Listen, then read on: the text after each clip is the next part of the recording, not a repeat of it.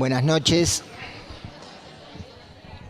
Bueno, bienvenidos y bienvenidas a este ciclo de charlas que hemos denominado Los desafíos de la educación para la justicia social.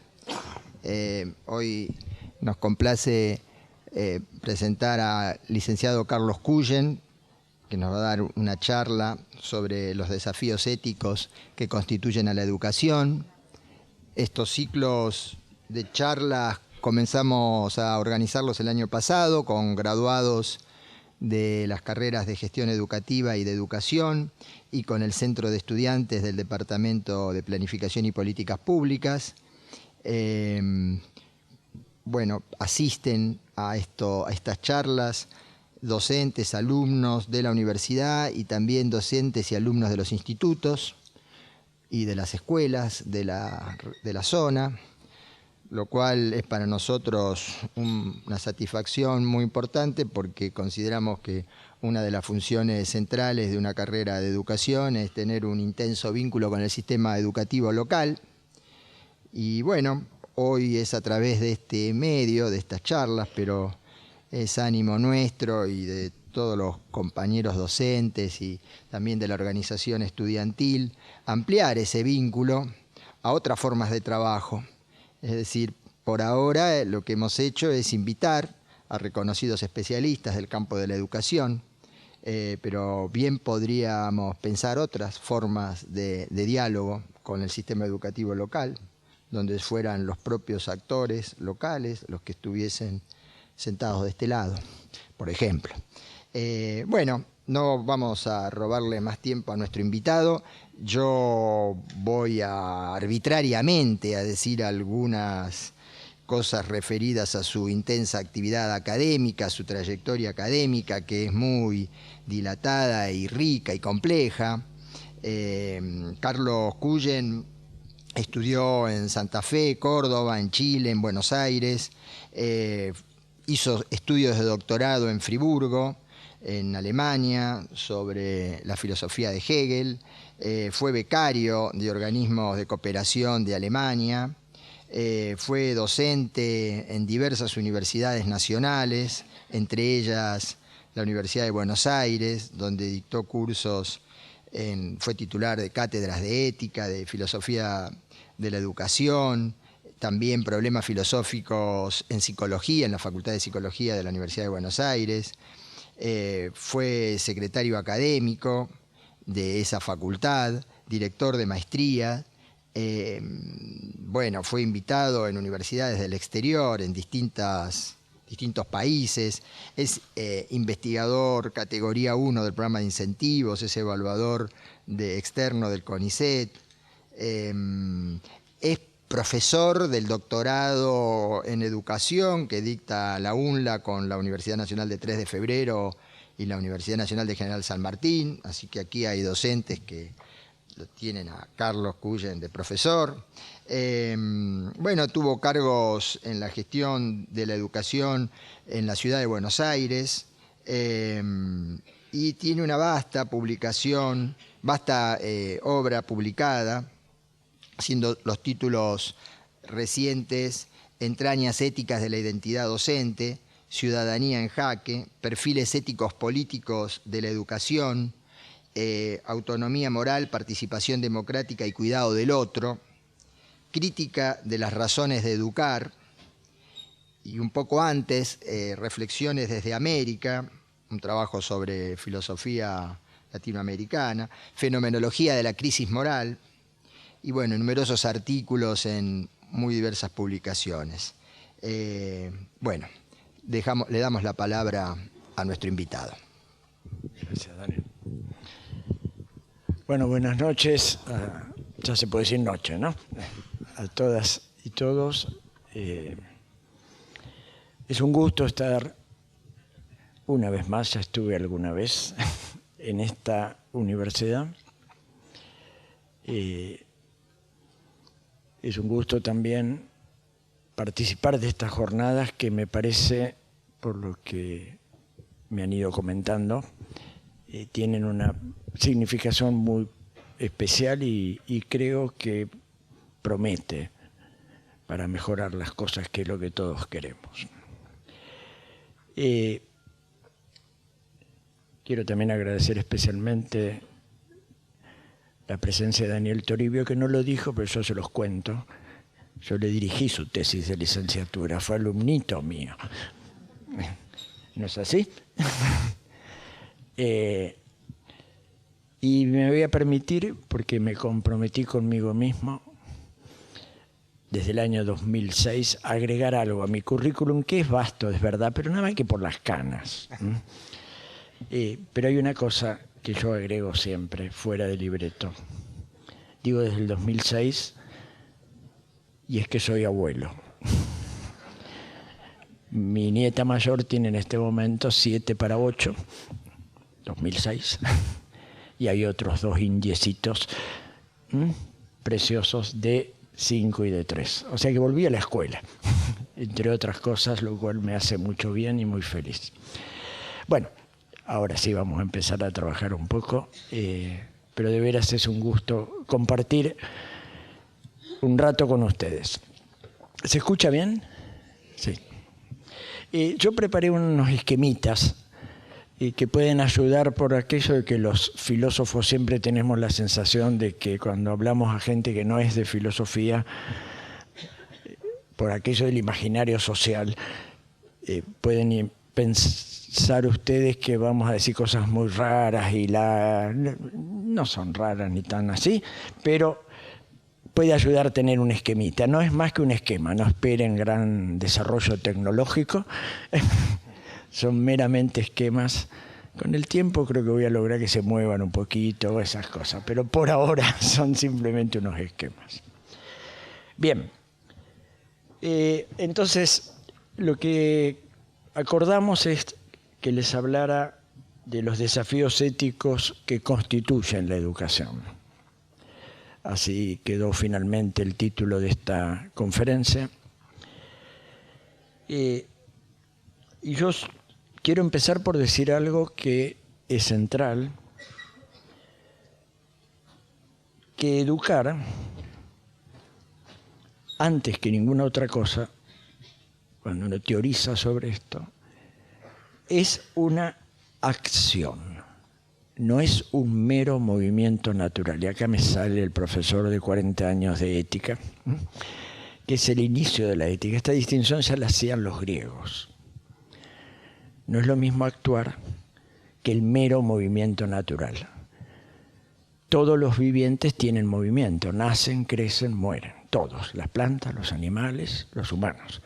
Pero hay un solo viviente que actúa, que es el viviente que tiene logos. Les hablé en griego, pero ustedes me entienden, ¿no es cierto? O sea, el viviente que piensa y que habla, o sea, el hombre.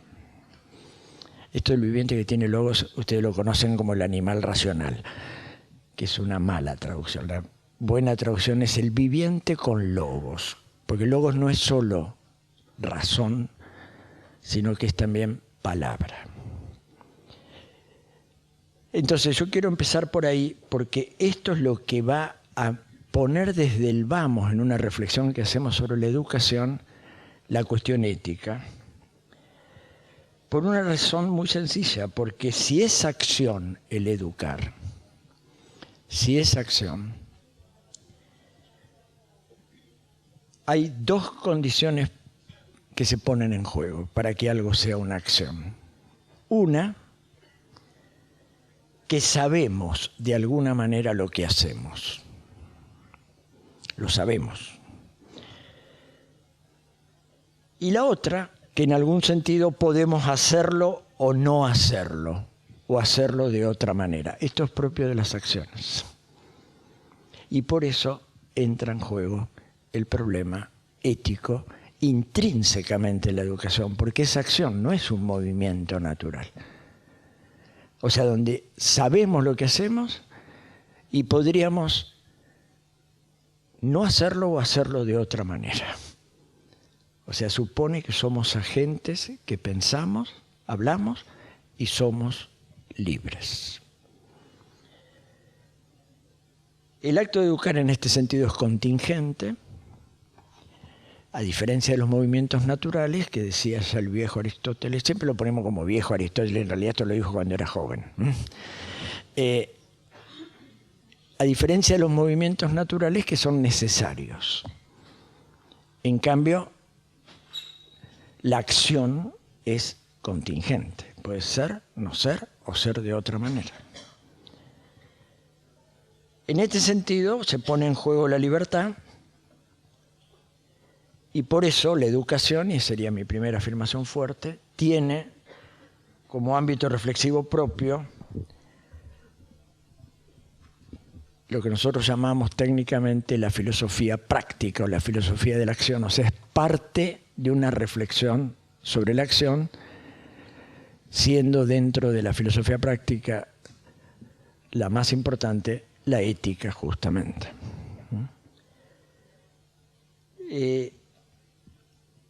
Por eso, hablar de desafíos éticos en la educación es hablar de lo que constituye la educación. O sea, no es que estemos trayendo algo de afuera y poniéndoselo a la educación. Esta sería mi primera idea que quería marcarles. Yo de distintas maneras intenté ir formulando esto en varios trabajos. Creo que esto es lo que justifica que intentemos una crítica de las razones de educar, así se llamaron mis libros que mencionó recién Daniel, ¿no?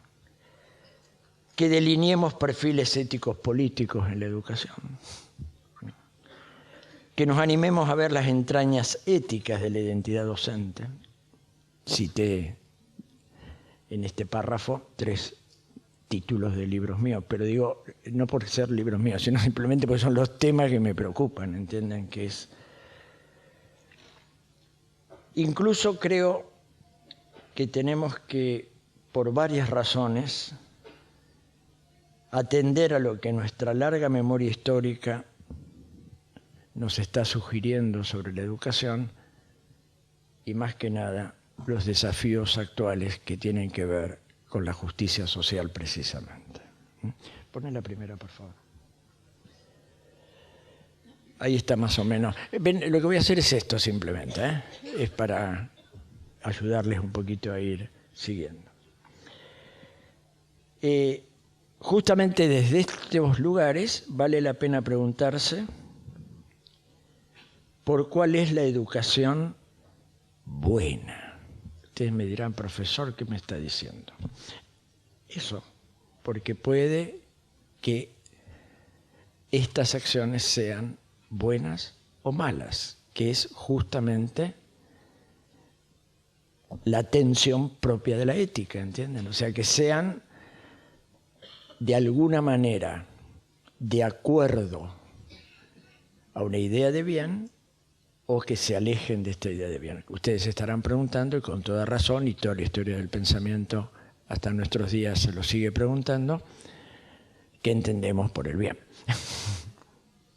Pero de todas maneras, lo que es interesante es desde el vamos decir que la educación misma, por ser acción, nos exige, y acá vuelvo a citar, no crean que me voy a quedar en Aristóteles, pero lo vuelvo a citar porque la ética nicomaquea fue una fuente histórica muy importante de estas reflexiones. Nos exige que deliberemos y encontremos el justo medio. Cité textualmente recién a Aristóteles cuando define la virtud. Es fácil de decir esto, ¿eh? O sea, en otras palabras, que seamos virtuosos. O si quieren más claramente, prudentes. Esto es muy antiguo, ¿eh? En nuestra memoria histórica. Pero yo desafío a que me digan si no sigue siendo actual. Cualquiera de nosotros sabe que no es lo mismo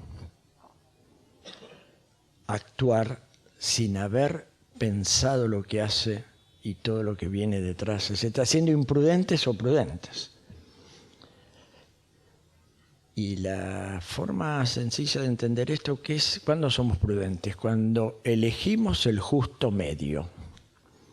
Ni tan tan, ni tan tan. Dicho en sencillo. Qué fácil se dice esto.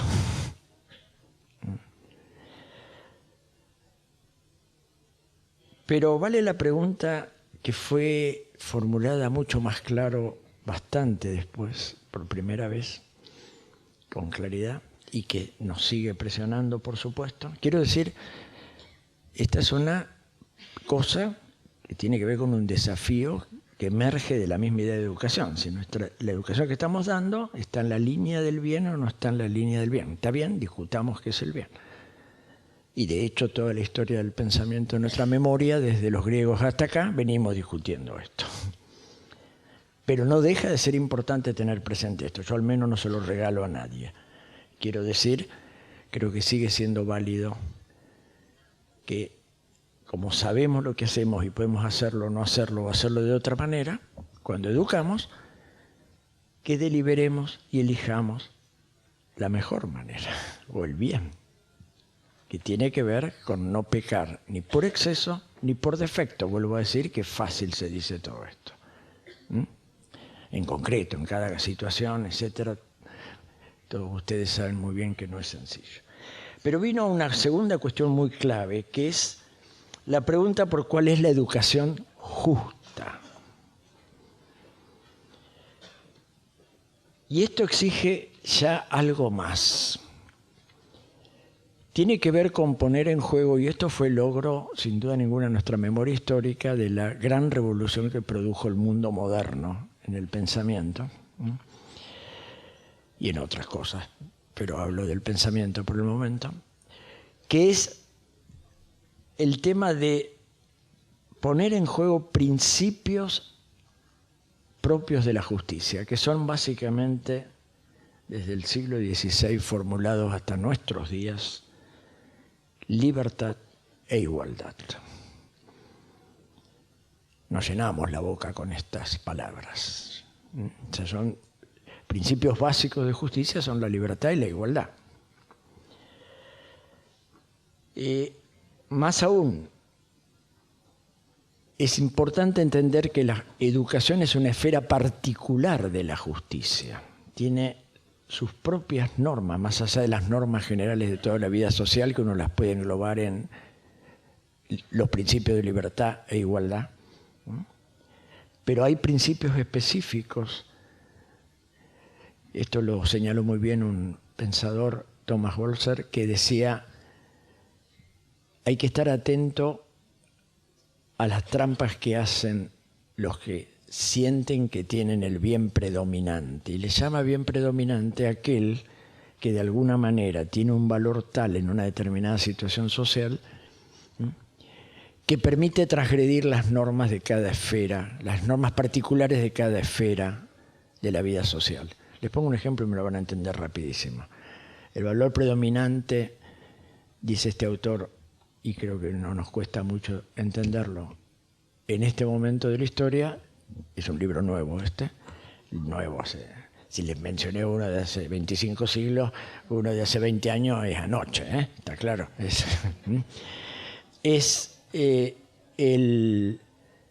¿Cuál es ese valor predominante? El dinero. Entonces les pongo el ejemplo muy claro. Como tengo dinero, compro mi título. No sigo los principios básicos de esta esfera social de la justicia, que es la educación, donde hay reglas específicas.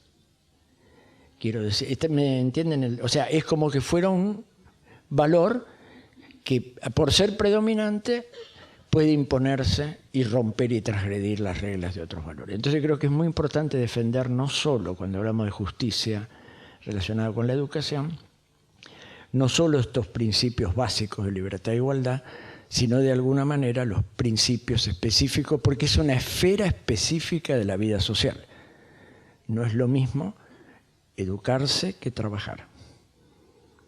No es que uno sea más que el otro, eso no tiene sentido discutirlo, sino que tienen reglas específicas de justicia. Pero sin embargo, esto no alcanza, porque simultáneamente con esto, que lleva a entender la educación desde el punto de vista de una acción buena y justa, y eso es todo un desafío ético, lograr que la acción de educar sea buena y justa. Pero al mismo tiempo la educación se ha ido configurando a lo largo de la historia como formas del mundo y no meramente, lo puse entre comillas en el texto porque son una expresión técnica de Hegel, ¿no? Y no meramente como formas de nuestro saber, de nuestra conciencia, o sea, como figuras históricas, sociohistóricas. Y acá, ponen el siguiente, ¿no? Acá entran en juego temas muy complejos. Cuando hablamos de la educación, ya no meramente con la intención de lo bueno y lo justo que podemos tener cada uno de nosotros o un determinado grupo, sino las formas sociales que va tomando la educación a lo largo del tiempo. Porque aquí aparece un tema diferente, aparecen otros personajes que nos van a plantear desafíos muy concretos. El poder. El poder, que es un campo de fuertes luchas por la hegemonía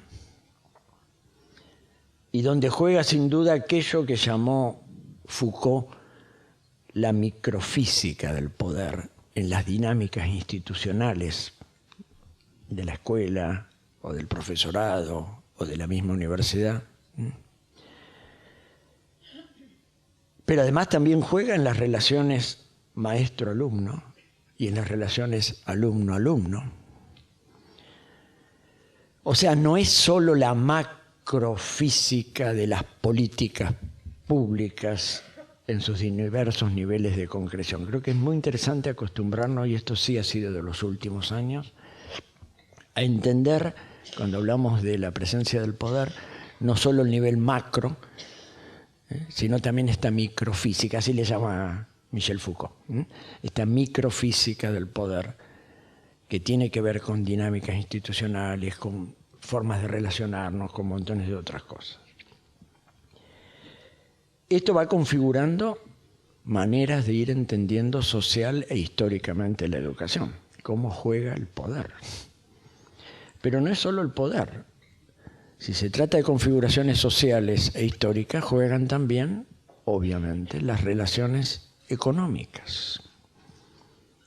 Y esto tiene mucho que ver, o sea, el intercambio de bienes y servicios, vamos a decirlo en términos amplios,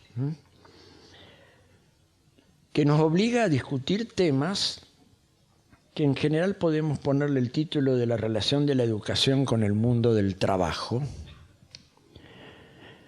pero no solo meramente con ese tema difícil de qué quiere decir educar para el trabajo, sino atendiendo además a lo que la forma de organizar el trabajo y la economía en el planeta nos exige, que hoy día no pasa, creo, y cualquier reflexión que hagamos sobre esto no puede ignorar la exclusión social que genera este modelo hegemónico de un mercado salvaje.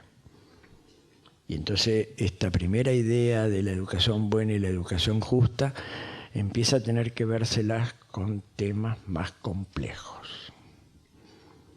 Esa bestia del poder, le llamó Foucault en un momento, pero en tanto el poder se lo entiende como dominio, después vamos a ver que se lo puede entender de otra manera. Y esto me parece muy importante. Y bueno, por supuesto, el tercer gran tema central en la configuración sociohistórica de la educación tiene que ver con cómo vamos entendiendo la información y el conocimiento. ¿Qué entendemos por saber? Cada uno de estos temas no es sencillo de responder, como está claro. Pero creo que hay una cosa importante decir desde el vamos, que no nos quedemos adheridos a reducciones y jerarquías en la manera de organizar lo enseñable y lo aprendible, a determinados saberes, dejando de lado otros saberes que no tienen la misma jerarquía. Una cosa tradicional en educación es que dejamos con bastante facilidad de lado los saberes populares, los saberes corporales, los saberes estéticos, los saberes afectivos, como si no fueran saberes. No es lo mismo sacarse un 0 en matemática que un 0 en plástica. La cara de mamá y papá me lo van a decir, o yo mismo voy a decir, no es lo mismo. Además, siempre va a venir justificativo que nos excluye todavía más, vos no servís para el arte. Con lo cual nos aleja de algo tan central en la vida del hombre como puede ser crear, disfrutar, etc. Bueno, los pongo como ejemplo a esto, pero me parece importante decirlo. Entonces, con esta... Bueno, no, está bien, déjalo ahí. Con esta, que yo llamaría densa mochila sobre el hombro, porque hice una alusión muy sintética,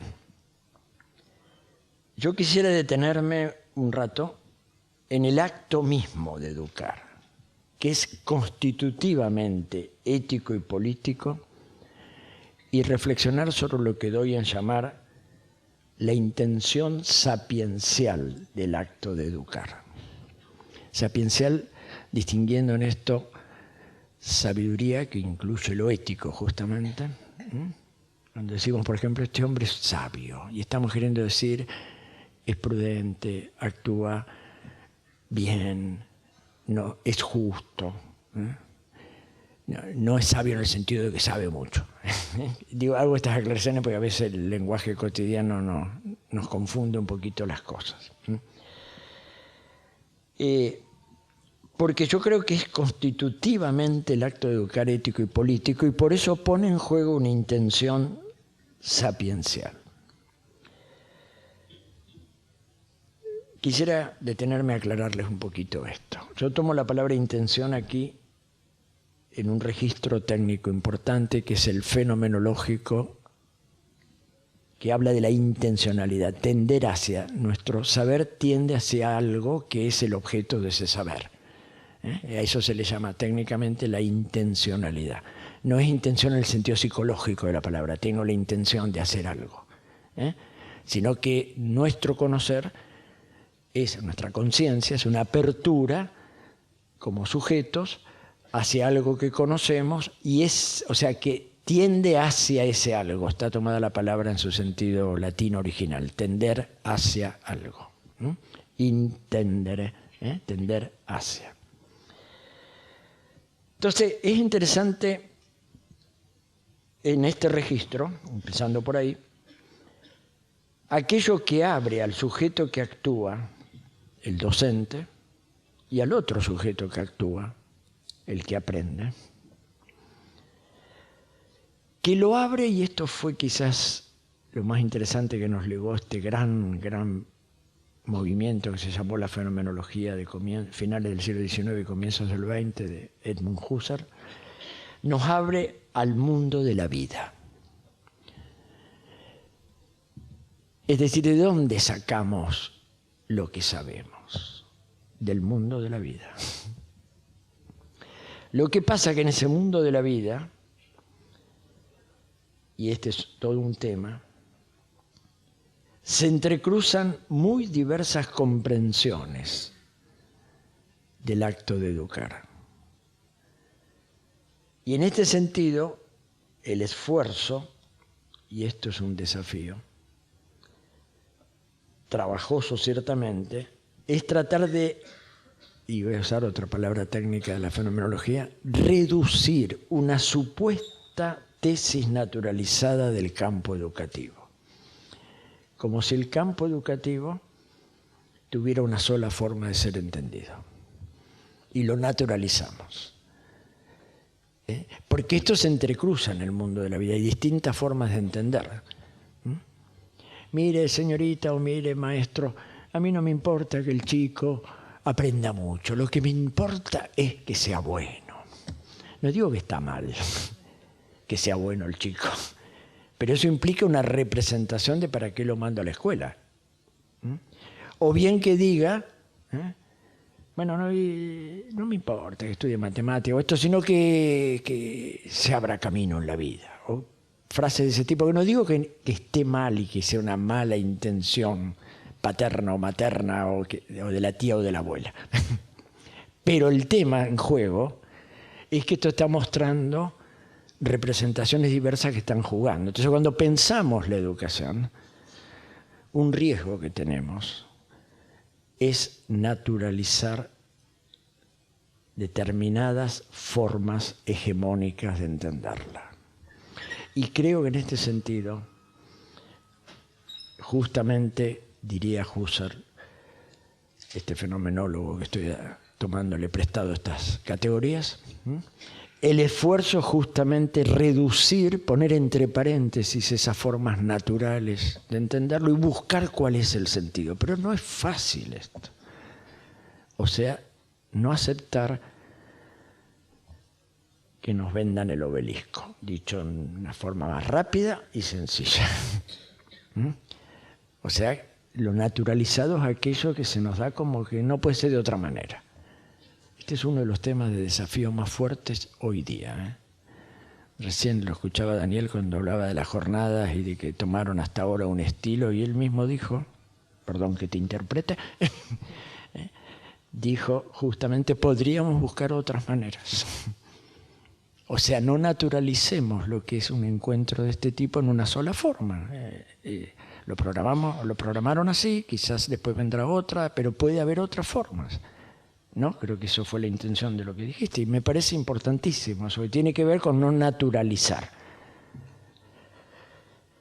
Pero acá no terminó la historia, ni va a terminar.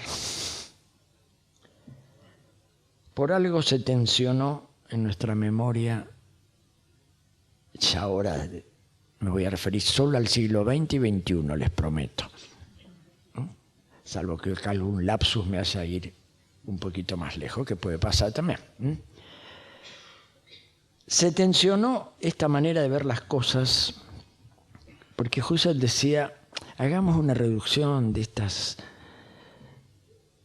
maneras en que se congela hasta que encontremos el sentido esencial. Tenía la esperanza que íbamos a encontrar el sentido esencial de la educación. Esa esperanza rápidamente trastabilló. Por suerte.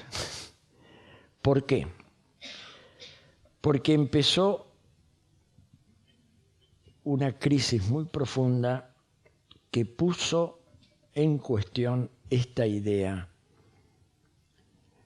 de que el punto de partida era encontrar lo esencial, lo siempre igual a sí mismo, lo que justamente no aceptaba las naturalizaciones, pero en última instancia se jactaba de haber encontrado el sentido.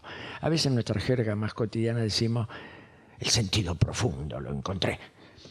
Yo no digo que no busquemos el sentido profundo de las cosas, pero quiero decir qué nos pasa cuando decimos que lo encontré. Porque de golpe lo que podemos terminar naturalizando es eso. Entonces aparece el tema de lo nuevo, de lo que acontece, de que lo no está fijado como una esencia siempre igual a sí misma. Ahí aparecen otros pensadores, Nietzsche, quizá han oído hablar de él, Heidegger, y llega a decir, lo mismo no es lo igual. Esto es clave, estimados colegas, es clave.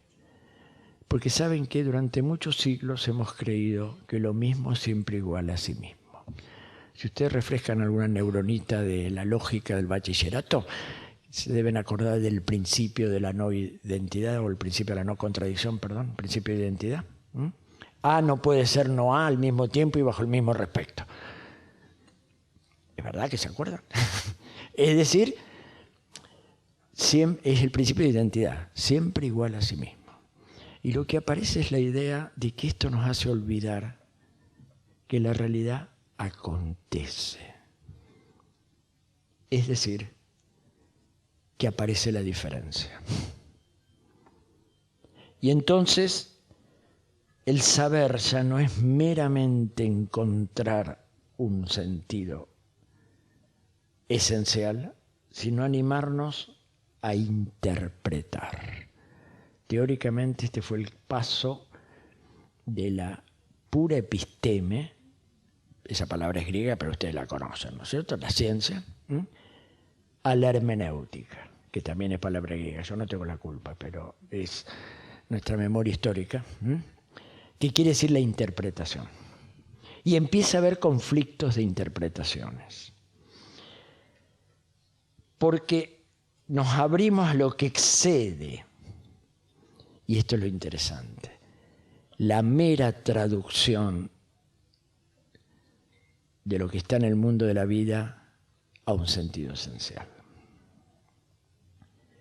Es decir, el término intencional del saber educar, estoy hablando de eso para llegar al tema del conflicto ético justamente, no es solo esencia. Acá les ahorro la palabra griega. Noema le llamaba, no se las ahorré nada. Le decía Husserl, o sea, noema quiere decir la cosa conocida, el término de ese acto de conocer, sino que es símbolo. O sea, algo que nos da que pensar. Es algo que acontece, trae sentidos y nos obliga a pensar. Acontece como nuevo, no es repetir lo mismo. Y esto, educadores que somos, debemos tenerlo muy claro.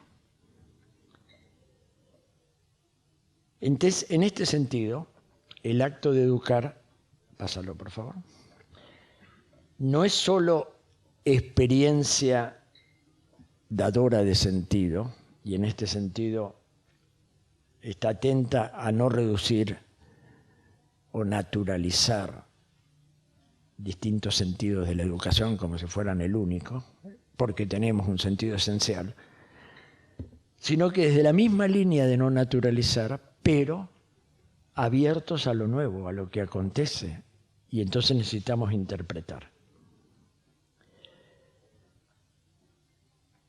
Porque lo que se nos da, al mismo tiempo se sustrae.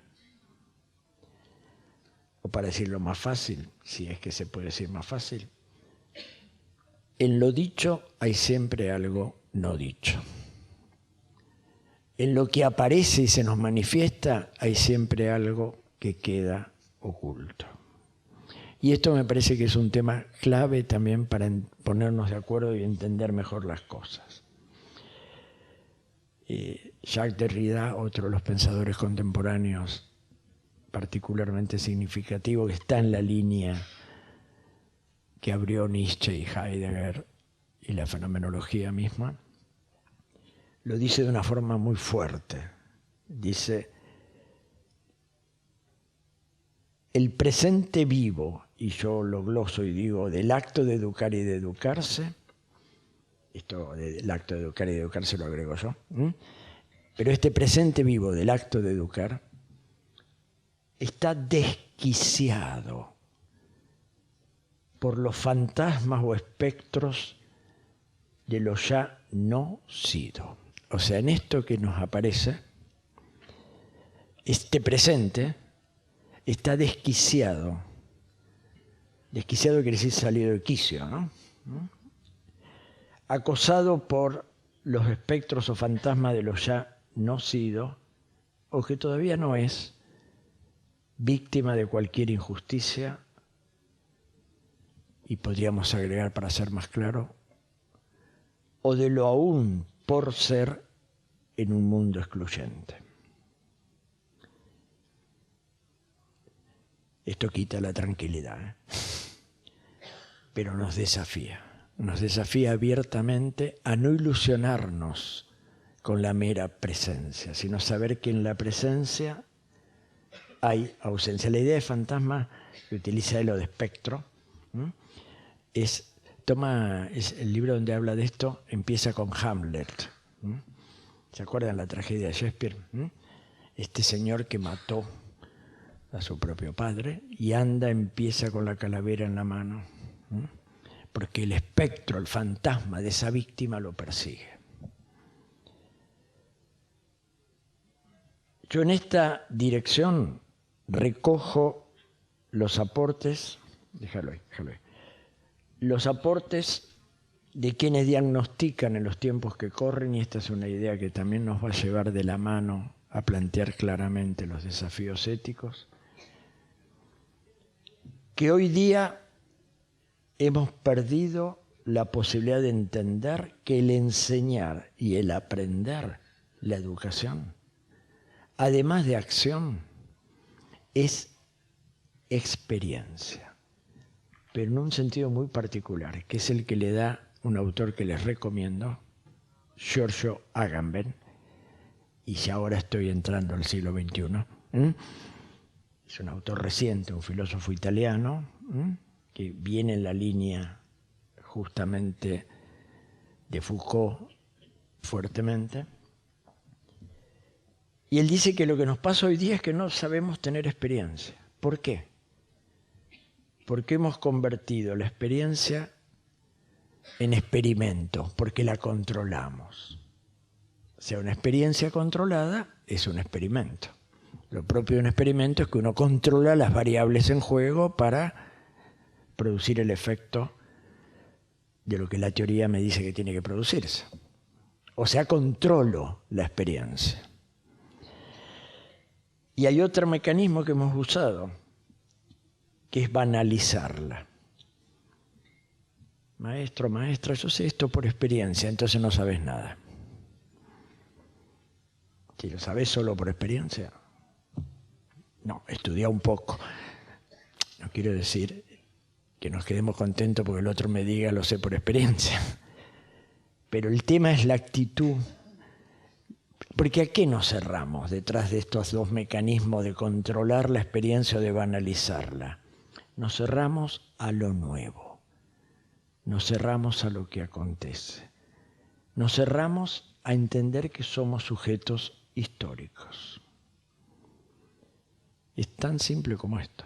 El libro donde Agamben explicita esto mucho se llama Infancia e Historia.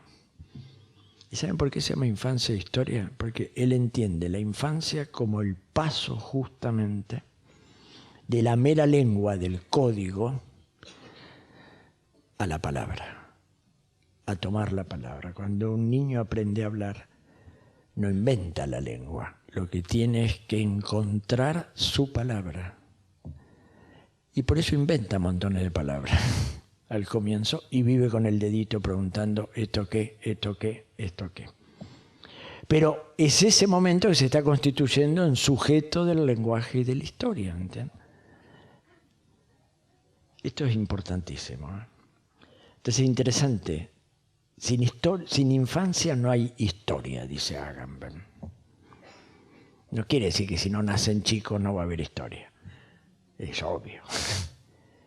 Quiere decir sin la posibilidad de abrirnos a lo nuevo, de ser capaces de alguna manera justamente de transgredir el código y colocarnos como sujetos, no va a haber historia. Entonces, en este sentido, el acto de educar no es solo praxis, no es solo acción. Así empecé esta conferencia hace un ratito, que es acción y no movimiento natural. Pero ahora agrego algo más, no es solo acción, es experiencia, en el sentido estricto de estar atentos a los sentidos que acontecen, que son en este sentido a lo nuevo, a la diferencia. O sea que el acto de educar implica dar sentidos, criticando las naturalizaciones. Esto es lo primero que estuve reflexionando. Pero implica también recoger sentidos en lo que acontece,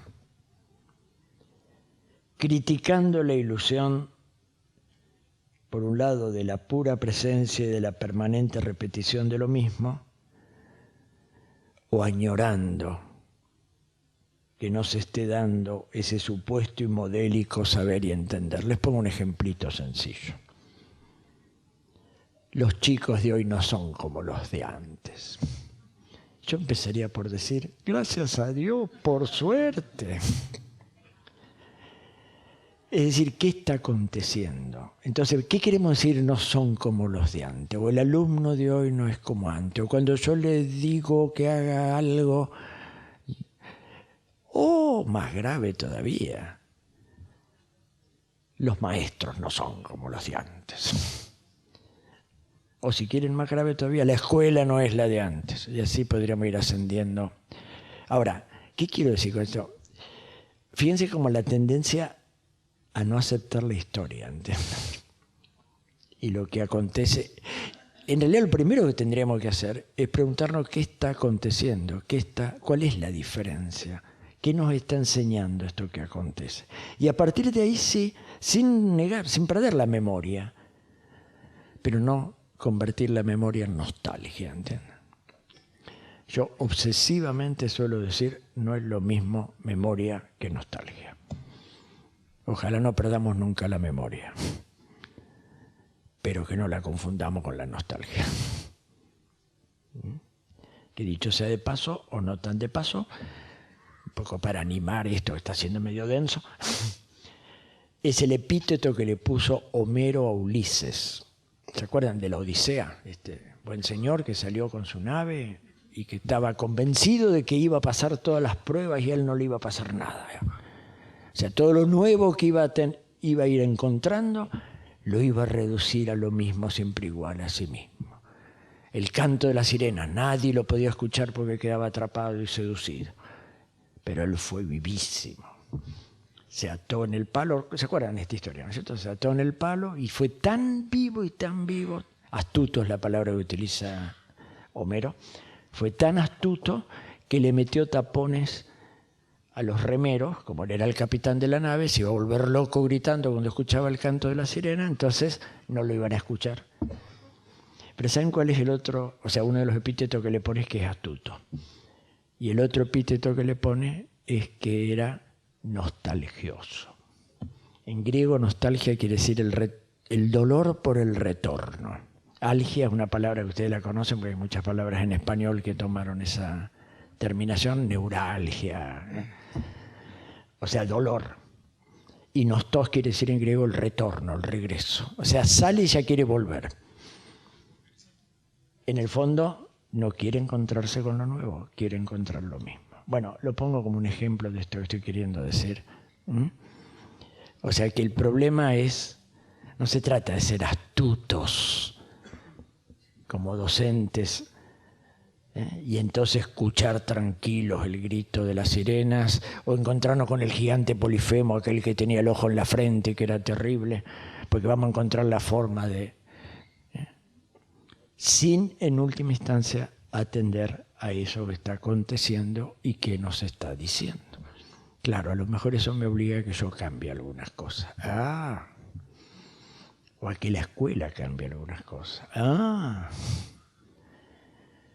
O a que aprendamos algunas cosas que no sabíamos. Yo creí que estaba ya instalado.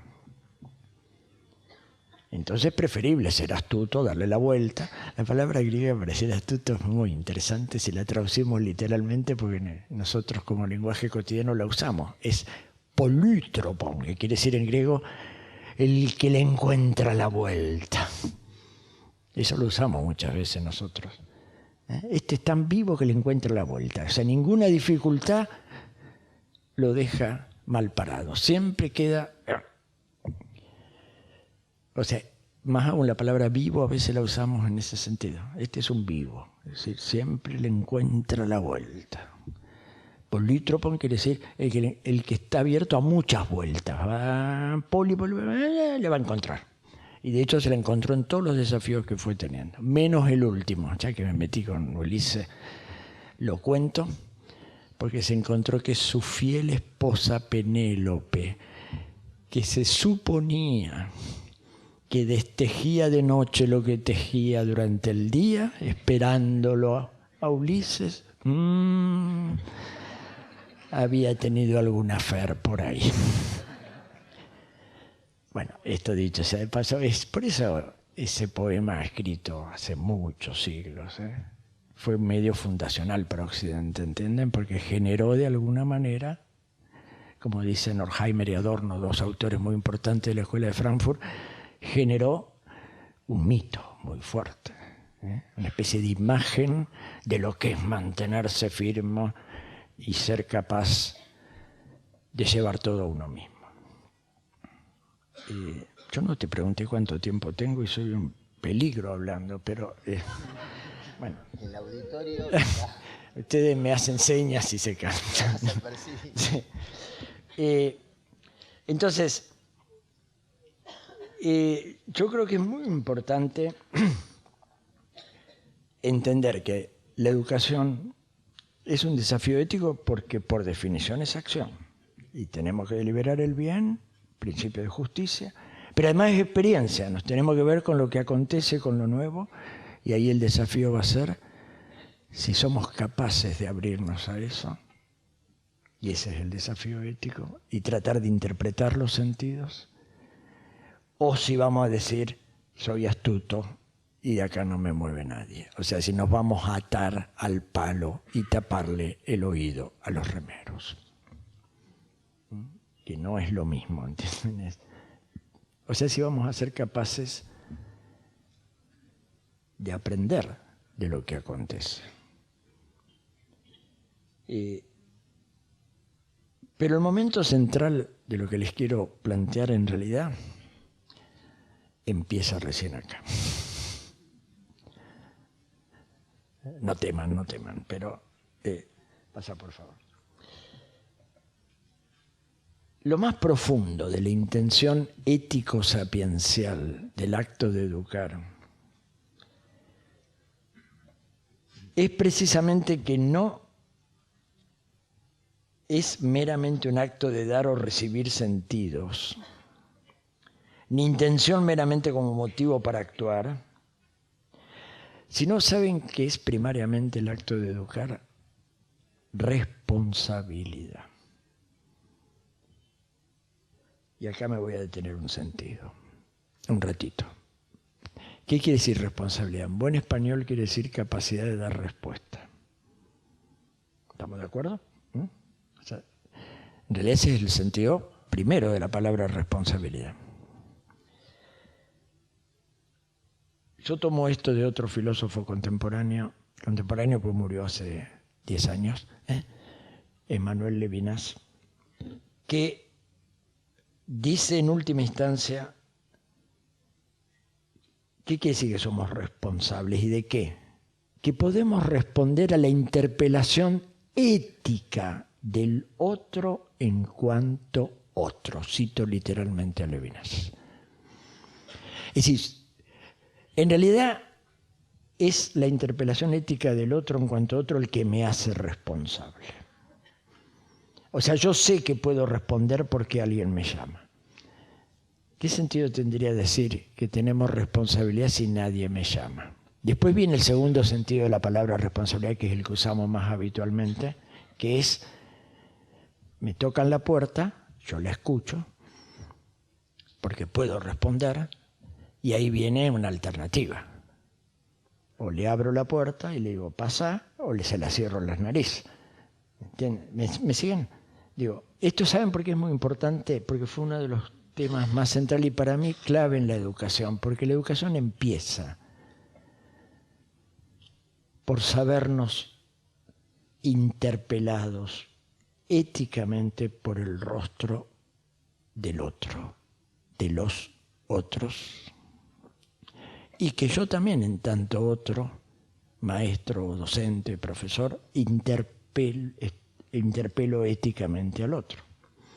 ¿Qué quiere decir que interpelar éticamente? ¿Qué me está diciendo el rostro del otro en cuanto otro? No el otro como mero semejante, no el otro como parte de la misma especie. Esas son reflexiones teóricas, sino el otro en tanto otro. Por eso Levinas intenta forzar la lengua y dice, es el rostro del otro el que me interpela. ¿Y qué me está diciendo? cito literalmente, heme aquí, no me violentes. No me violentes. Ahí está la cosa ética, ¿entienden? Es una interpelación ética, no empieza diciéndome, conoceme. Después me va a decir, conoceme, enséñame, déjame que te diga quién soy. Pero antes de todo eso, simplemente por ser otro en cuanto a otro, me está diciendo, no me violentes. O sea, no me reduzcas a tu mismidad. Soy otro en cuanto otro. Y esta ha sido una de las experiencias más fuertes de Occidente, la tendencia a no atender la alteridad. La alteridad. No meramente la diferencia, porque la diferencia siempre es la diferencia de lo mismo. Yo para poder decir vos sos diferente, tengo que poner un patrón de mismidad que me hace decir vos sos diferente. Pero esto es anterior a eso. Es simplemente el encuentro cara a cara. Somos los únicos que podemos, los humanos, tener este tipo de relación que tiene por definición el que no queda presa de ninguno de los términos.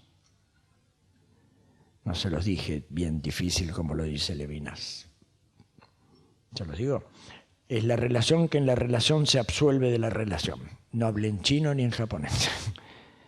O sea, es una relación que podemos tener los humanos, que tiene de propio que en esa relación no quedan reducidos los términos al otro, sino que lo que podemos llamar en un lenguaje más simple el respeto, si quieren, pero no el respeto meramente porque soy bueno. Esto tiene que ver con temas políticos muy fuertes, Uno de ellos la tolerancia. La tolerancia es un umbral mínimo de la convivencia social, pero mínimo, chiquitito. ¿Saben por qué? Mira, yo soy tan bueno que te tolero. Yo sé que vos sos diferente, pero yo te tolero, quédate tranquilo.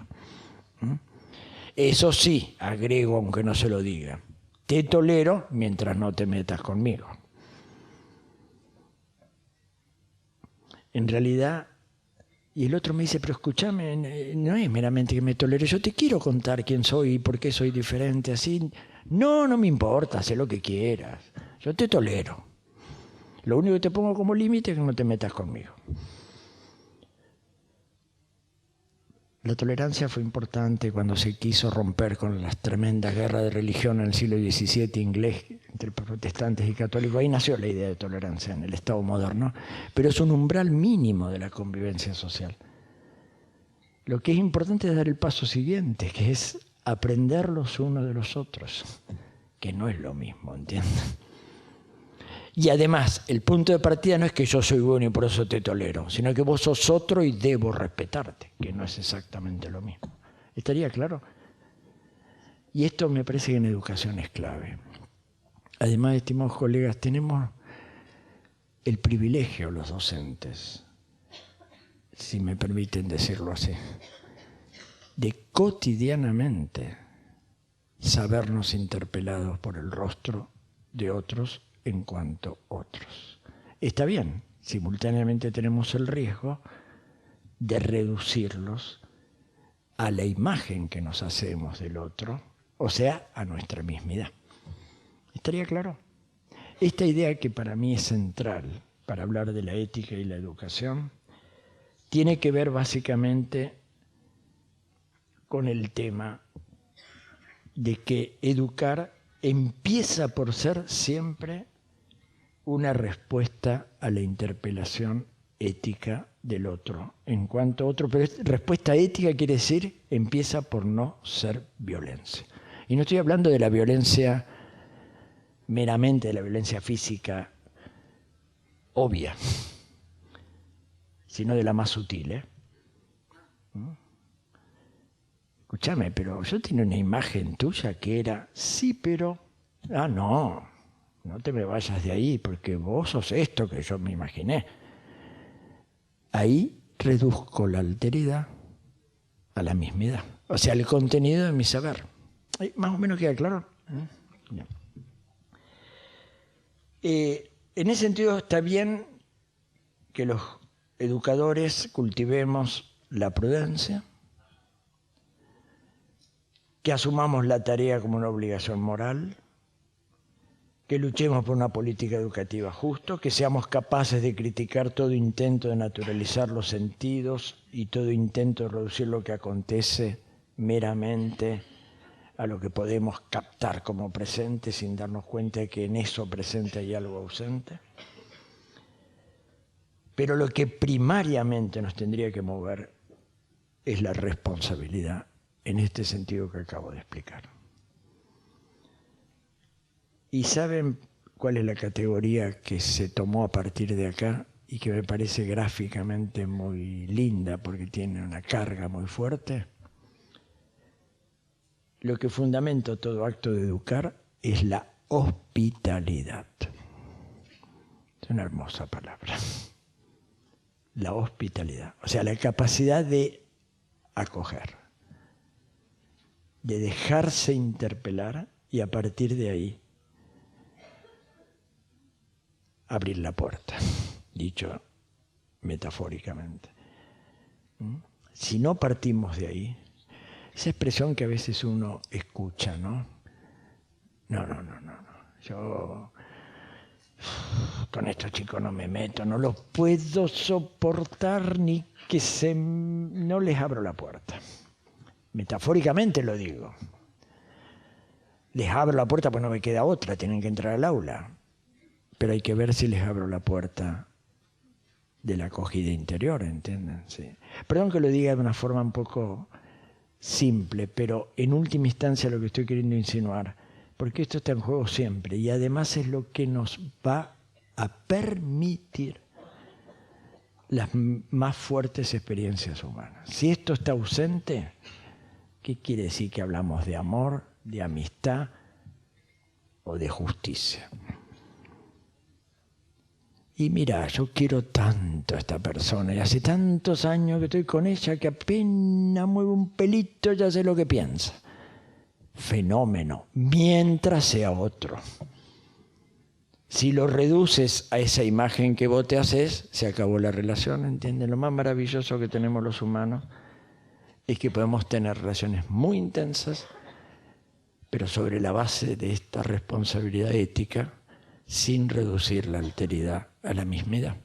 Y esto me parece que es central. Está muy bueno que conozcamos a nuestros alumnos, está muy bueno que sepamos lo que sufren, lo que sienten, lo que piensan, pero no reduzcamos la alteridad de ese alumno a esa imagen que nos hacemos. Digo del alumno por no decir del colega, por no decir del amigo, por no decir del marido, de la mujer, o del amante o lo que fuera.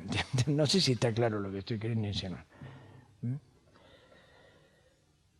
En este sentido, esta intencionalidad, a ver dónde estamos ahí. Sí, estamos ahí, bien. La intencionalidad sapiencial del acto de educar empieza por ser simplemente hospitalidad. Esto es lo que acabo de decir, acogida del otro en cuanto a otro, y entonces primariamente es respuesta. En este sentido, este es el sentido profundo de la justicia en el fondo, ¿entienden? La justicia tiene que ver con esto, es lo opuesto justamente a la violencia, es no destruir o incorporar al otro a una mismidad, a una totalidad, sino justamente una relación que mantenga la alteridad. Pero no termina aquí la historia. Hemos ido agregando cosas, como se han dado cuenta. Prudencia, autonomía del juicio moral, actuar por deber, perfecto. Estar abiertos a lo que acontece. Responsabilidad, en este sentido que acabo de explicar, pero, pasar por favor, profundizando en esto, hay algo todavía importantísimo, que es afirmar que el estar, meramente estar, precede al ser y al afán de ser alguien. Esto es de Rodolfo Kusch, un pensador argentino bastante ignorado, lamentablemente. Y con orgullo les cuento que la tesis de Daniel es sobre este pensador, pero no me fue fácil a mí que me aceptaran mis colegas en la facultad que alguien rindiera una tesis de licenciatura sobre Kusch. Por prejuicios, por montones de cosas. Eso nunca te lo conté, pero ahora te lo cuento en público. Pero orgulloso digo porque fue de las primeras. Ahora ya hay varias tesis, incluso tesis doctorales en marcha. Pero porque, claro, es que nos habla de algo muy simple, que antes de pretender ser alguien, tenemos que saber que estamos, meramente estamos. Y que la ilusión es pretender ser sin estar. Pero no es solo la ilusión. Si no saben qué pasa, que ha sido la estrategia de toda colonización. Usted quiere ser, usted quiere pensar bien, usted quiere, entonces deje de estar. ¿Se los traduzco? Deje de ser un salvaje, un bárbaro, un indio. Acá tiene el modelo. Este modelo. ¿Usted quiere ser alguien? Acá está, tómelo. Pero es que no importa, esto está por encima de todo. No tiene suelo que lo gravite. Ahí está la expresión, ¿no? Es decir, Kusch habla de la importancia de la gravitación del suelo que habitamos. La ilusión es creer que el pensamiento nos va ascendiendo, subiendo, subiendo, subiendo. Ya Platón nos decía eso, ¿no es cierto? Hay que salir de la caverna y subir, subir, subir, hasta encontrarse con el mundo de las ideas.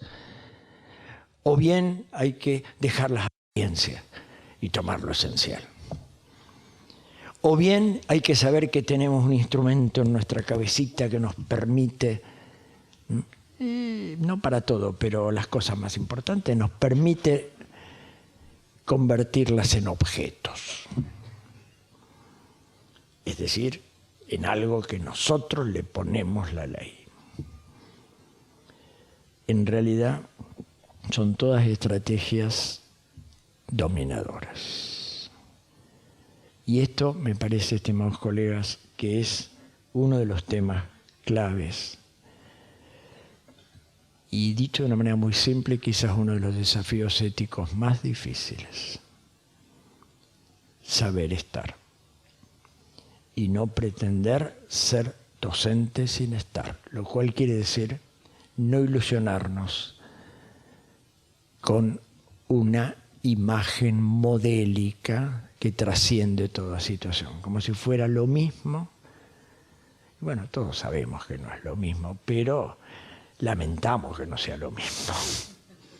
Enseñar en un contexto que en otro contexto que en otro contexto. Entonces, pero en la otra escuela yo estaba más cómodo, era más...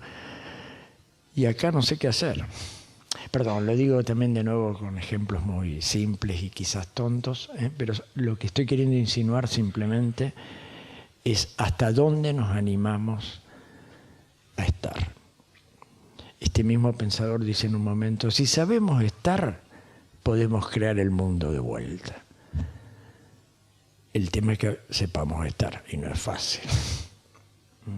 Esto está muy ligado a lo que hoy día hablamos mucho en el discurso, de la importancia de las localizaciones, de la importancia de la situacionalidad de la escuela, de la importancia de los contextos, que son esfuerzos por avanzar un poquito en toda esta línea, pero es más radical, ¿entienden? Porque, cito, el pensamiento no se ve ni se toca, pero pesa. Esto lo dice Rodolfo Kusch. Pesa, está gravitado por el suelo que habitamos. Entonces, acá hay un desafío central, porque en el acto de educar Estamos siempre interpelados éticamente por el rostro del otro en cuanto a otro, pero siempre gravitados por el suelo que habitamos. Y esto tiene que ver con la sabiduría del acto de educar. Y por lo mismo nos pone frente a los desafíos que constituyen, desafíos éticos que constituyen la educación. Si yo lo resumiera, diría responsabilidad y saber estar. ¿Desde dónde podemos resignificar la prudencia, la autonomía moral, el abrirnos a lo nuevo, etcétera? Pero que esto no deje nunca de estar. Y si esto está, sí animémonos a todo lo demás.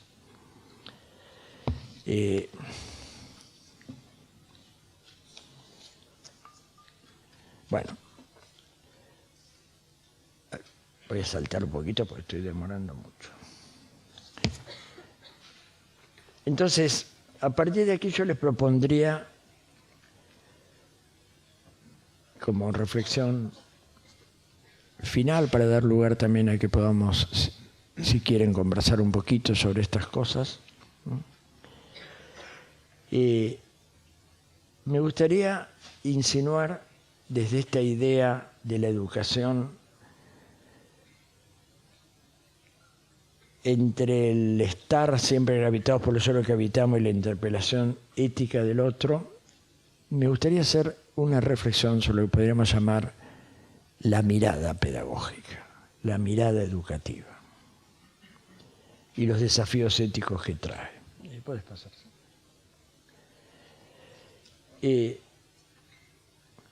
Se podría decir que hay como desafíos éticos constitutivos. Para poder hablar de esto me gustaría insinuar primero que hay dos supuestos. Uno, entiendo ahora la pedagogía como una reflexión crítica sobre la educación, ¿entienden? O sea, un saber crítico cuando pensamos la educación, dicho de otra manera. Que obviamente lo hacemos sobre un campo problemático, complejo. O sea que en definitiva está en juego y es parte del sentido que tengan ustedes esta jornada y podamos conversar, etcétera, que podamos tomar conciencia que está en juego una manera de entender las cosas, hay en juego conocimiento, hay en juego. Pero el tema es que hoy día algo nos pasa con el conocimiento. Entonces, este es un supuesto importante decirlo en esta reflexión de las miradas. ¿Y qué es lo que nos está pasando con el conocimiento? Bueno, muchas cosas, pero una cosa muy a la mano para entenderla es que obviamente estamos con un aumento exponencial de la información disponible,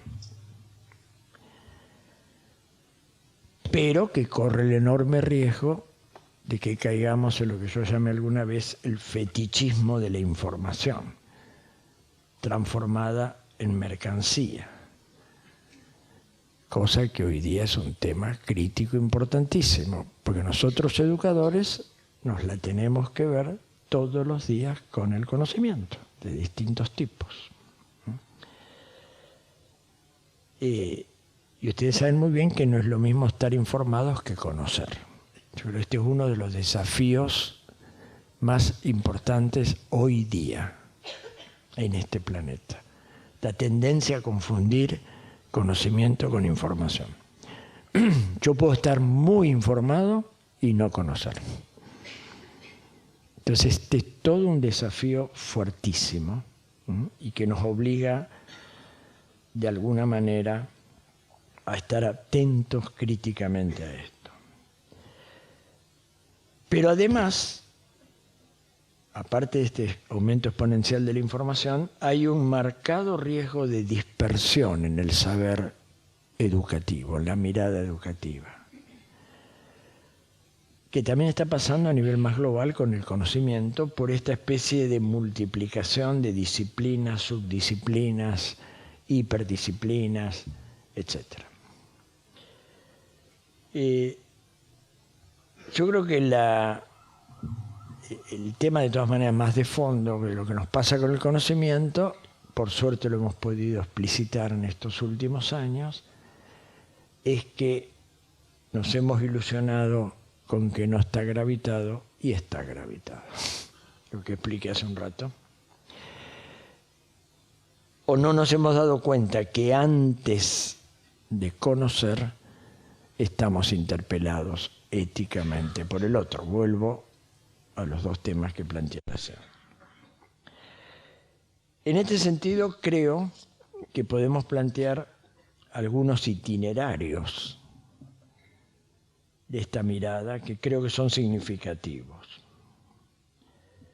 A ver si es eso, sí. Un primer itinerario relacionado con el conocimiento y por lo mismo con cómo entendemos la educación es que nos animemos a pensar sin contar con un fundamento esencial o a priori. Creo que este es un signo del siglo XX y XXI. O sea, por decírselo, esto ya empezó como crisis profunda en la modernidad, pero se le dio una vueltita de tuerca. ¿Ustedes han oído hablar del Nombre de la Rosa? Ese libro maravilloso de Umberto Eco que después se hizo una película. Ese libro en realidad lo que hace es tratar de mostrar el paso del medioevo al mundo moderno. Que por otro lado es la especialidad académica de Umberto Eco, que es un lingüista que trabajó especialmente los conflictos enormes que hubo en torno al lenguaje en los siglos XIV y XV. Ese libro termina con unos versos en latín. Y la primera edición, dicho sea de paso, del libro El Nombre de la Rosa en castellano, no se lo tradujo. Yo nunca me sentí tan feliz de haber aprendido latín porque me llamaban montones de amigos para decirme cómo se traducen estos versos. Pero lo traigo a colación porque tiene que ver con lo que estoy diciendo. Se los digo, no se los voy a decir en latín, se los voy a decir en español. Termina así el libro. La rosa antiguamente estaba junto con su nombre. Nosotros, en cambio, nosotros los modernos, está diciendo, tenemos los nombres desnudos. O sea, no tenemos la cosa. Se nos esfumó la esencia. Tenemos que arreglarnos con los nombres. Nosotros, encima de tener los nombres desnudos, tenemos los sujetos defondados. Pero es la época que nos toca vivir, porque a partir de esto, ¿qué quiere decir que tenemos los sujetos defondados? Que tenemos que encontrar formas de subjetividad alternativas. Esta idea de que hay un solo modelo de subjetividad es la que se desfondó.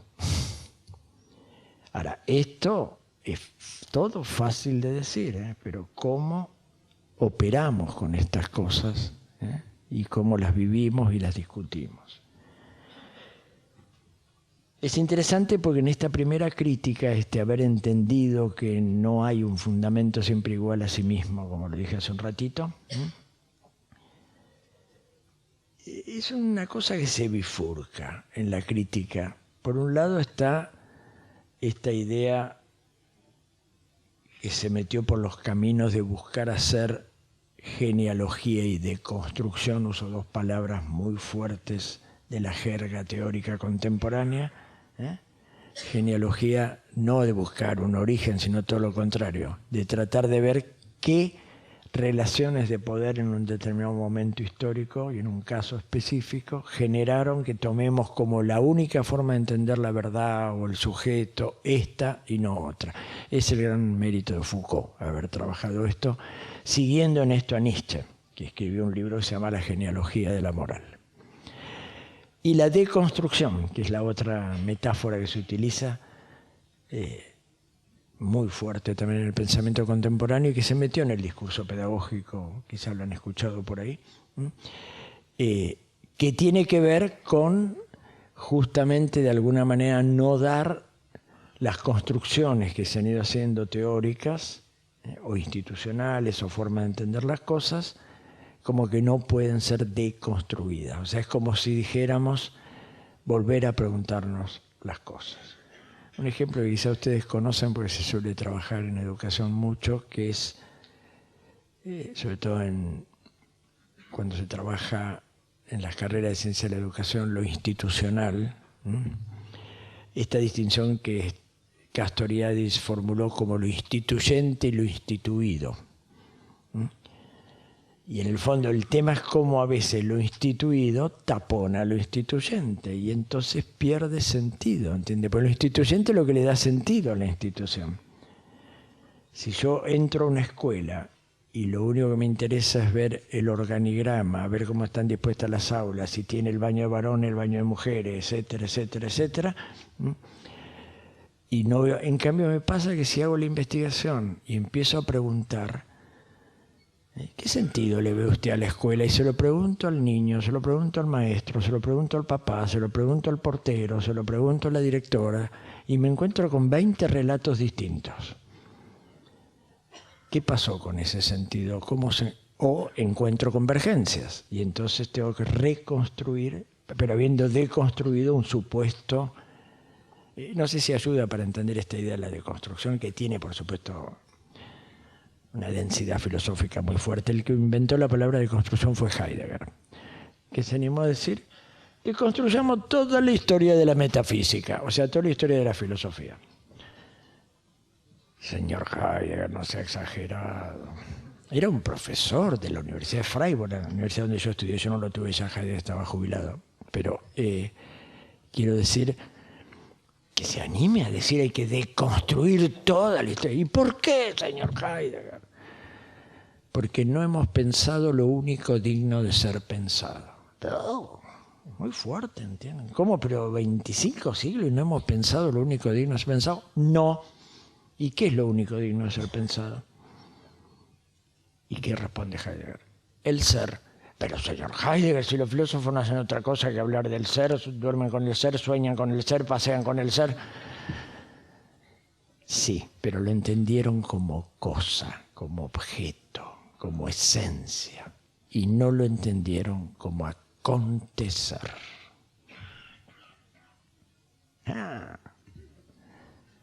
Entonces hay que volver a preguntarnos qué es la realidad.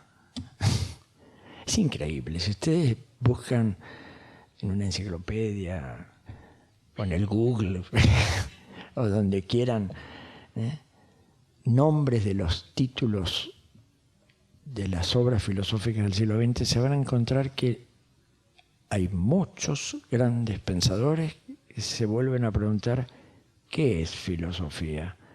¿Qué es la verdad? ¿Cómo entendemos esto? ¿Cómo entendemos? Pero escúchame, no, es que ¿saben cómo define Gilles Deleuze, otro pensador contemporáneo importante, qué es un problema filosófico? Y yo me animo a decirles que es un problema educativo. Es aquel que en las soluciones que vamos dando insiste y persiste. Vamos dando soluciones cuando está el problema, pero el problema insiste y persiste. Nos ayudaría mucho a entender esto cuando educamos, porque no quiere decir que no vayamos encontrando soluciones, no vayamos dando, no acudamos a lugares o a textos o a personas que nos puedan ayudar a encontrar soluciones, pero el problema insiste y persiste. ¿Por qué? Porque está la novedad, está el acontecer, está la alteridad irreductible a una representación y está la gravitación del suelo que habitamos. Y estos son los desafíos éticos de fondo. Bueno, en este itinerario les decía que se bifurcaba. Por un lado está toda esta línea de la genealogía y de la deconstrucción y por el otro lado está la línea de la gravitación. Creo que eso es lo que les puse ahí, ¿no? La senda bifurcada, genealogía y geocultura, le llama Rodolfo Kusch a esta idea de la gravitación. Geocultura, acuñó la palabra. O sea, el arraigo del pensamiento en el suelo que habitamos. Lo cual no quiere decir que no pretendamos trascender el suelo. Lo que quiere decir es que vamos a trascender siempre el suelo con el suelo encima. Que ha sido la ilusión, creer que porque salimos de la caverna ya nada nos va a atar. Ninguna apariencia, hemos superado todas las apariencias, ya toqué las ideas, ya está. Perdón, lo digo de una forma que me perdone Platón, a quien estimo muchísimo, por supuesto, porque creo que dio aportes importantísimos, pero esta idea de que el tema es salir de la caverna, claro, es la ilusión.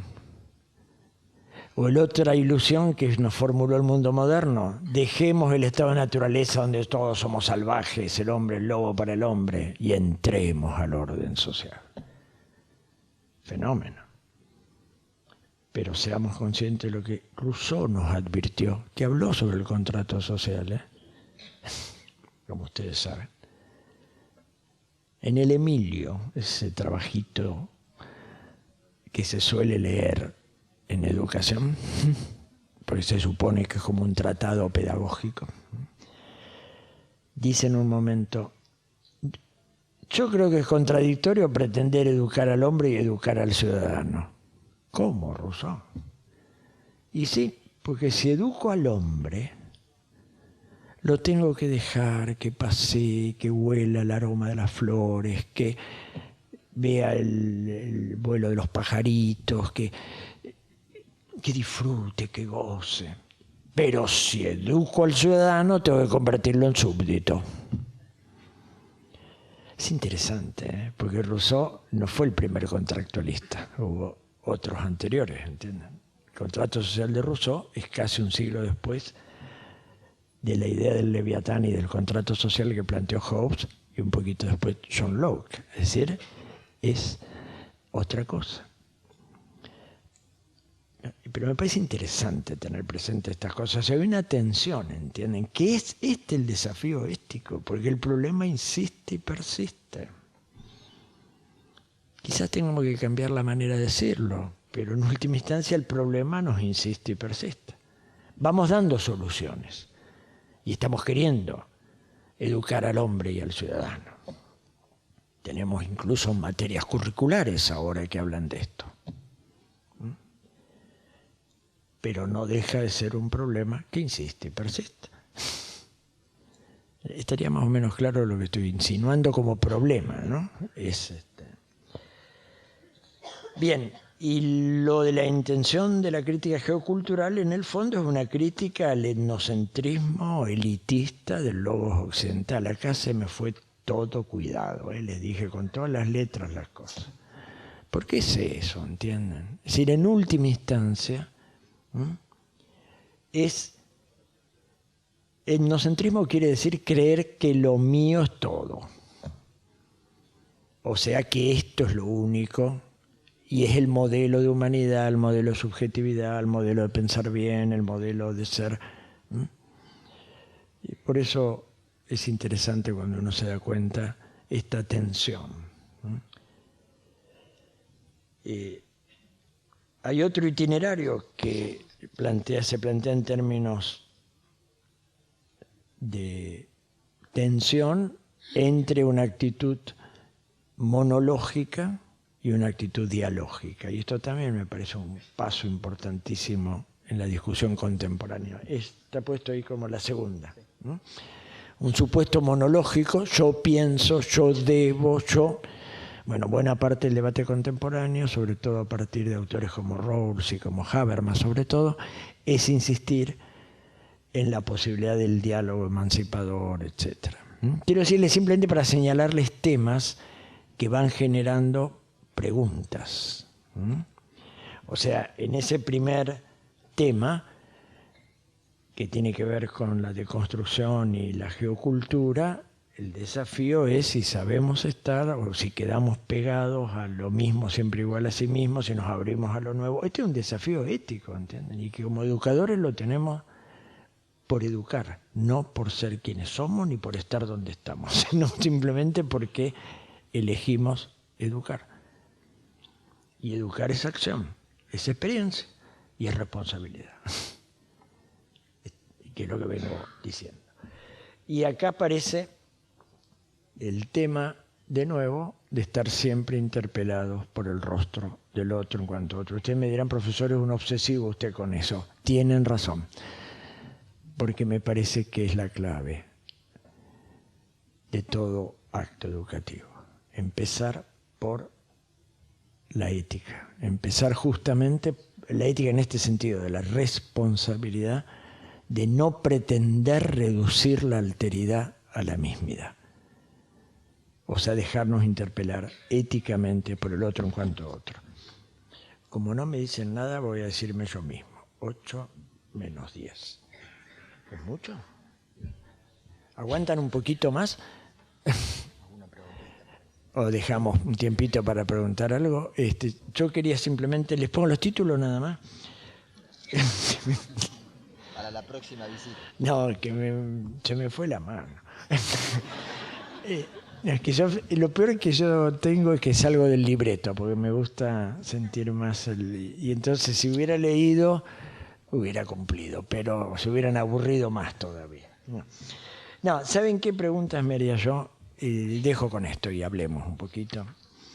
A partir de todo esto, ¿qué significa pensar la educación como un desafío ético? Este es un primer tema donde yo les invito a que piensen muchas de estas cosas que hemos estado hablando. Si la pienso meramente como una teoría sobre una práctica, o me animo a pensarla como una experiencia que tengo que interpretar, y sobre todo si tengo en cuenta la responsabilidad. La otra cuestión, ¿qué significa actuar en educación? Segundo y central desafío ético. O sea, sabernos agentes. Y el tercer gran desafío, ¿qué significa la responsabilidad en educación? Digo, son preguntas. Ustedes me dirán, pero profesor, justamente vinimos acá para que usted nos diga algo de esto.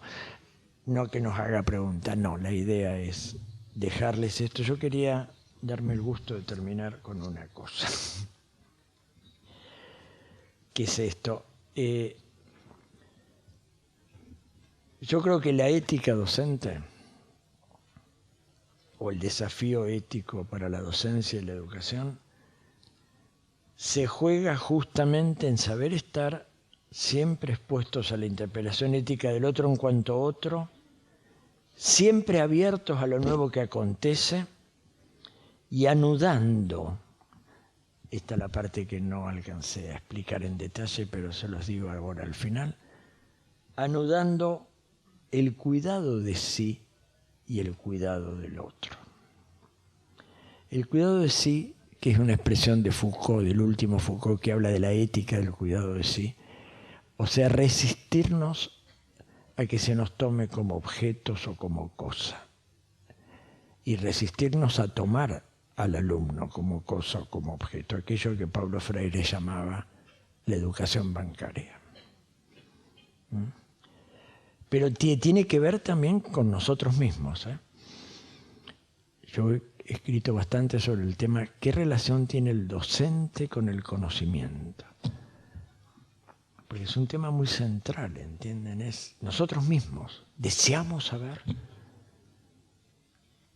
Nosotros queremos que nuestros alumnos deseen saber, pero es bueno que nos preguntemos de vez en cuando si nosotros deseamos saber. O si al revés estamos bloqueando nuestro propio deseo de saber. Esto tiene que ver con la idea del cuidado de sí. Pero el cuidado de sí no basta, está el cuidado del otro en cuanto a otro, que es esto de la interpelación y de la responsabilidad.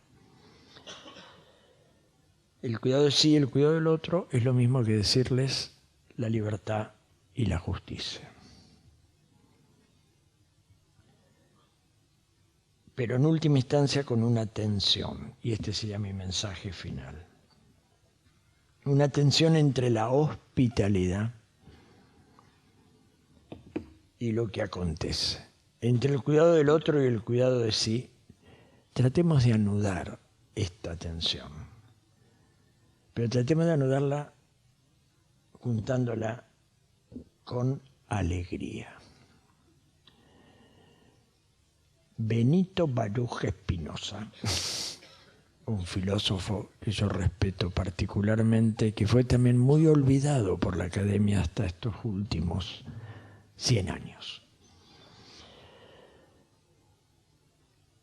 Dice, ¿cuál es el tema en juego? Y yo me animo a proponerles que nos animemos a esto, y quizás este es el gran desafío, que aumentemos nuestra potencia de actuar, que nos sepamos agentes de lo que hacemos, que en vez de al volver a nuestra casa después de un día quizás difícil, ajetreado, como se quiera, digamos, no sabe todo lo que me pasó hoy.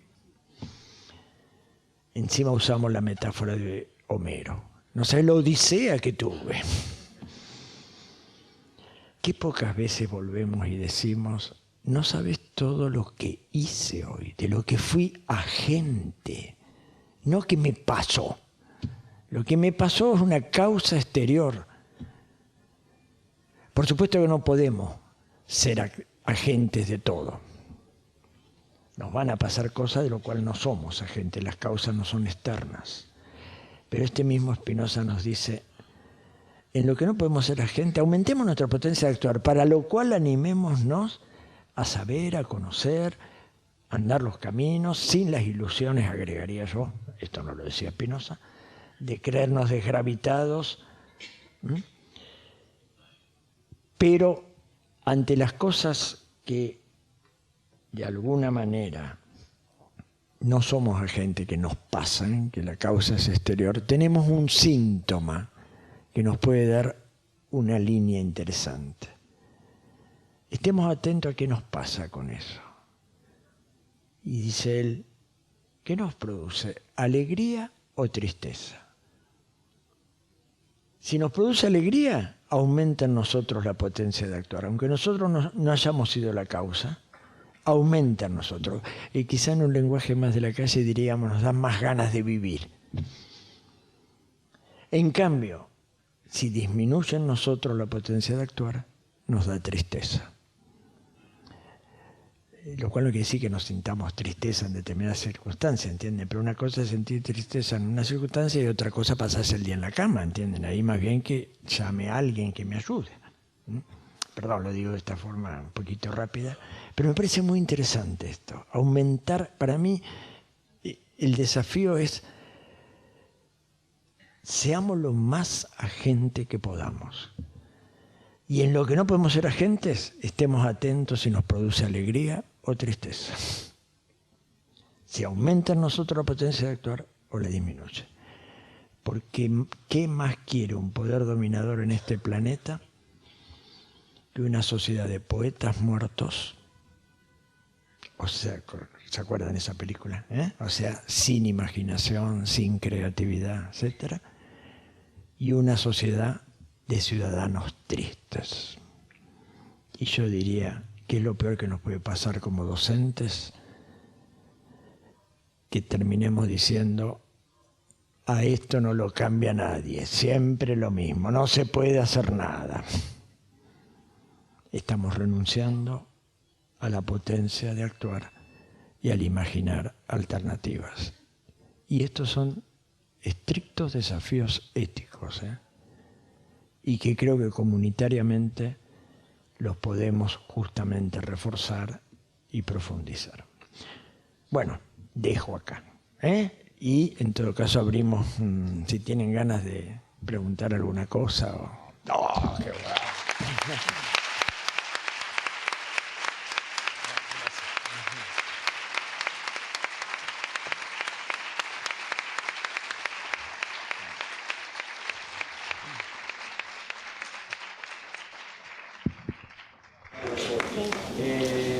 Yo creo que estamos ante una crisis principalmente de fundamentos, ¿no? Tampoco todos estos genios que durante siglos dedicaron su vida, podemos tirarlo todo por la boca. Para reconstruir necesitamos algún fundamento. Hoy por hoy tenemos por un lado una sociedad que todo relativiza por un lado y todo subjetiviza por el otro. O sea, lo que no es relativo te dicen, bueno, eso es muy subjetivo. O sea, lo tuyo en sí no sirvió de nada, quedó en el aire. Entonces, construir en esa sociedad y encima construir ciudadanos con personas, hoy por hoy es un riesgo, porque le están quitando el libre albedrío a la persona. Y eso lo creo que cada uno en su instituto o en su universidad lo debe ver todos los días. Van perdiendo la capacidad de ser libre, la capacidad de ser creadores, la capacidad de ser seres por ser ciudadanos. Creo yo. No, y creo que comparto. El tema es justamente, por eso digo memoria, pero no nostalgia. O sea, cuando se habla de deconstrucción, no estamos postulando, y justamente creo que hay que ser crítico de esto, ningún tipo de relativismo escéptico. La ética con los relativismos escépticos y con los fundamentalismos no tiene nada que ver. Son los dos extremos. O creer que hay una sola manera de entender las cosas, que sería el fundamentalismo en última instancia, o creer que da lo mismo cualquier cosa, que sería el escepticismo. Yo suelo empezar mis clases de ética diciendo, miren, acá vamos a hablar de algo que ni es escepticismo, ni es fundamentalismo. Sí, hay que jugarse por.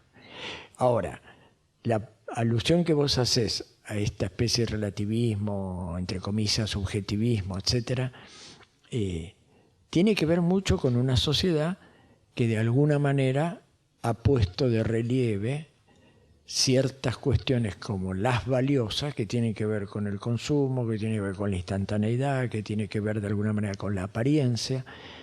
No estamos de ninguna manera legitimando nada de esto, todo lo contrario. Además creo que el esfuerzo, pero simultáneamente, y este es nuestro desafío más fuerte, sin ilusionarnos con que se trata de repetir un modelo, sino hacer el esfuerzo de ver qué está pasando con esto. Sin duda ninguna que tenemos que formar buenos ciudadanos, yo no tendría ninguna duda, y que eso es una tensión con ser un buen hombre, y que es un grave error creer que porque soy un ciudadano dejo de vivir. A veces uno escucha esa frase, ¿no? No te metas en política porque vas a dejar de vivir. A veces se dice de esa forma más burda, si se quiere. Exacto.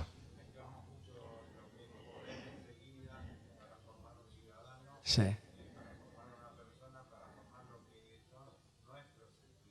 Sí. Claro, mezclamos o hacemos un verso discursivo, que damos una formación integral, que tenemos en cuenta todo eso, pero todo esto es fácil de decir, pero en el fondo, yo lo que quise señalarles, estimados amigos, es que ante estos debates contemporáneos que nos tensionan las cosas, a mí me parece muy importante justamente darle las vueltas y no caer presas, a raíz de la pregunta del compañero me animo a decirlo en estos términos, no caer presas de una especie de escepticismo posmoderno, como llaman algunos, pero tampoco quedar congelados en una supuesta única verdad que ya fue dada de una vez para siempre o por el estilo. Es decir, animarnos a pensar, animarnos a actuar, animarnos a dialogar, animarnos a ir encontrando, y lamentablemente no queda otra en este momento que pareciera que hay un rey, ahora que se habla de un rey destronado hace poquito, hay un rey que no lo mencionamos como tal, que es el pensamiento único. Y creo que ahí hay que estar atentos, porque este sí es un desafío. Pensamiento único quiere decir, yo lo llamé alguna vez monoteísmo secularizado. No pensarás de otra manera que como pienso yo. ¿Esto quién lo dice? El poder hegemónico, ¿entienden? Exactamente, sos loco y entonces sos anormal, te tengo que vigilar y castigar, como diría Foucault. Exactamente, entonces creo que es ahí donde hay que apuntar, pero esto no quiere decir que no tengamos que hacer el esfuerzo de resignificar qué quiere decir hoy ser ciudadano y desmentirlo a Rousseau, porque podemos juntar al hombre y al ciudadano, pero es un desafío, ¿entiendes? Que va a ser tensionante. Dicho sea de paso, ustedes saben que el Emilio es un invento, ¿no? ¿No? ¿Se los cuento? Brevemente. Una forma que tenían muchos pensadores en esa época para ganarse la vida era ser tutores de los niños, de los hijos, de familias con algo de dinero que podían pagarle. Mi maestro Hegel lo fue, y otros también. El pobre Rousseau buscó desesperadamente eso y nadie lo contrataba. Entonces optó por inventar un alumno, que es Emilio. Es muy interesante esto, ¿eh? O sea, como que puso lo que no pudo tener como experiencia y lo plasmó escribiendo una maravillosa obra, como él hubiera educado a un niño, o cómo se hubiera educado a este niño, que se le miró, bueno, este era un chisme académico, pero bueno, chisme al fin, pero es interesante porque a veces estas cosas ayudan a entender el origen de ciertos temas, ¿no? Y muchas de esas angustias que presenta este texto de la contradicción que yo mencioné está en el libro segundo del Emilio, empieza así, y están mostrando. No le era sencillo. Además, yo creo que jamás se lo hubiera dicho al príncipe que lo contrataba, ¿entiendes? O al papá que lo contrataba para que eduque a su hijo. Y se dio el gusto de decírselo a Emilio. O escribirlo en el Emilio, ¿entienden? Porque, bueno, son, perdón, detalles. ¿Quieren hacer alguna otra pregunta?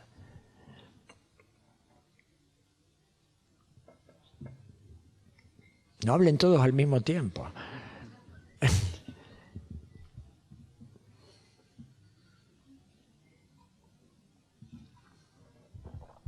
Entonces vamos a pasar unos avisos y a subsanar un problema. Sí. Para no quedarme con culpa, yo les dejo el texto. En todo caso, Daniel, vos ves la manera de que puedan tener. En todo caso, se los puede, o mejor quizás te lo mando digitalizado, que es más fácil hoy día de... Porque había escrito 19 páginas. Y debo haber leído 3 y hablado como por 20, pero... No, se los voy a dejar se lo mando digitalizado para que lo tengan. Además vamos a subir la conferencia de Carlos Cullen a la página, como estamos tratando de subir también la anterior, la que dio Gabriela Dicker. Quería pasarles un aviso y subsanar un tema de protocolo. En la mesa nos acompaña Martín Radix, que es el representante de la carrera de Educación en el Centro de Estudiantes del Departamento de Planificación y Políticas Públicas. Y bueno, recuperando o usando el término que empleaba Carlos recién, centro que tiene un claro rol agente, porque coorganiza actividades como estas y muchas otras. En ese sentido, queremos anunciarles unas jornadas que estamos organizando entre varios departamentos, una jornada sobre infancia y juventud, con los centros de estudiantes también, del Departamento de Salud, de Humanidades y Artes y de Planificación y Políticas Públicas. Para el 22 de agosto, es un viernes, a las 18 va a haber una mesa sobre inclusión educativa, y el sábado 23 va a haber un taller sobre inclusión a las 11 de la mañana de ese sábado. Después les vamos a hacer llegar el programa y para que se agenden porque tienen cuadernos, y aprovechando también que fue mencionado por Carlos, el 22 de septiembre va a venir a la universidad la viuda de Pablo Freire, que nos va a dar una conferencia, que además de ser la viuda de Pablo Freire es una especialista en temas de educación y va a exponer, esperemos tener invitados que compartan la mesa con esta invitada que viene traída por un instituto que está en el departamento donde está la carrera de educación, que es un instituto que se llama Manuel Ugarte. Bueno, le voy a dar la palabra a Martín, que seguramente querrá saludarlos también. Simplemente, muy brevemente, bueno, agradecer en primer lugar muchísimo el honor de estar sentado acá a Carlos, en nombre del Centro de Estudiantes de Planificación y Políticas Públicas, y agradecer también a todos ustedes por la presencia, a los profesores, docentes de institutos o de la universidad que se dieron el espacio para este encuentro, que estamos convencidos desde el centro, desde las carreras de educación, que en estos encuentros se ponen en juego un montón de aprendizajes y de conocimientos que está bueno desde la reflexión, desde escuchar, desde estar, desde compartir con colegas, con docentes y bueno, con eminencias en educación. Poder presenciar estos encuentros nos parece muy importante, por eso desde el año pasado venimos acompañando estos desafíos que son de educación, pero en realidad también son de las políticas públicas en general, así que agradecer nuevamente a Carlos y a todos ustedes por la concurrencia. Muchas gracias.